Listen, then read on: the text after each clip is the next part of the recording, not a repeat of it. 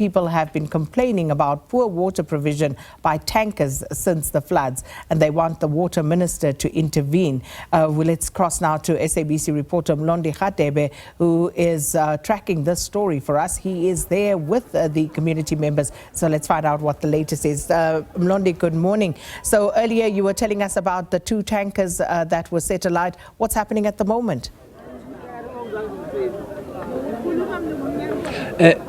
Thank you very much, Sakina. We are still here in Hambanati township in Tongaat. The roads that are coming into this township also are blocked with burning tires and rubble.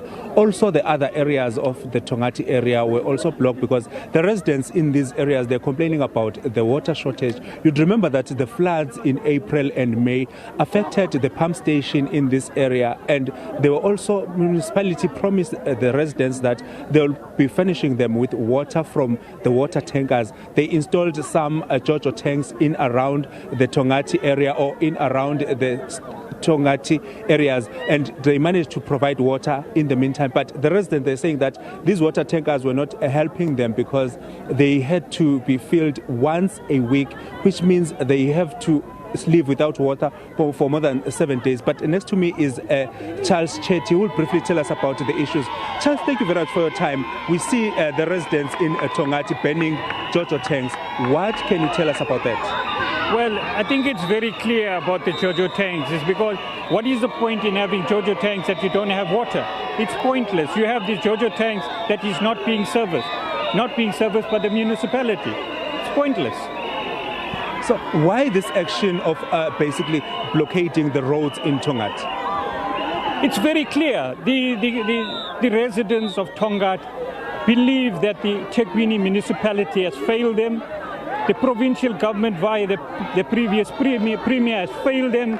The deputy minister of water and sanitation has failed them to provide water into the taps. The residents that have been without water since May or April in other areas. What is your take in relation to that? We understand we did speak to others who are telling us that even if they use the boreholes that were provided by the NGOs that managed to drill those boreholes in some parts of Tongaat, though that water is not even clean to drink. It's correct, it is not clean to drink. But why do we go to Jojos when we have water at our reservoirs? The Tekwini municipality has conveniently stopped supply of water to the residents. The Tongaat Civic Association, we've made doable proposals to the Tekwini municipality, who has failed.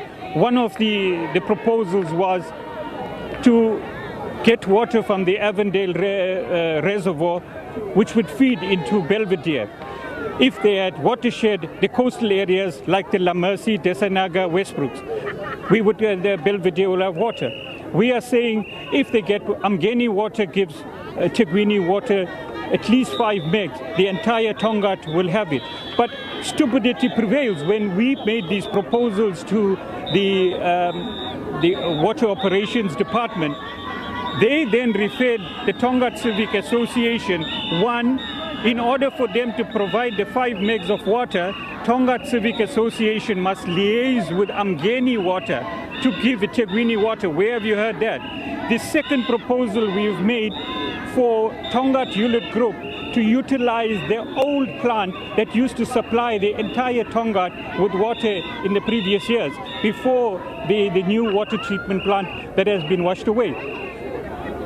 The Tekwini municipality then says to TCA, you go and speak to Tongaat Unit Group. If they agree, we will then enforce that.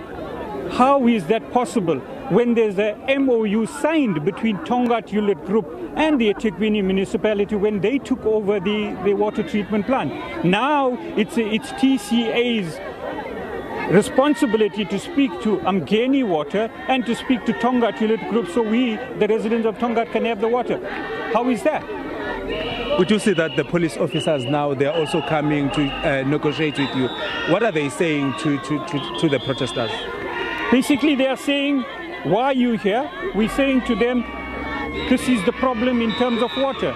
They want to know what was the reason and why haven't we consulted with the police. at this part of the time. They were here at 2 o'clock in the morning shooting our people. 3 of the people were injured. Now they come at this time to ask us why.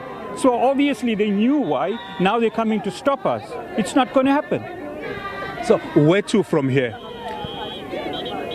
Our statement is very clear. We want to see the Minister of Water and Sanitation or the Deputy President.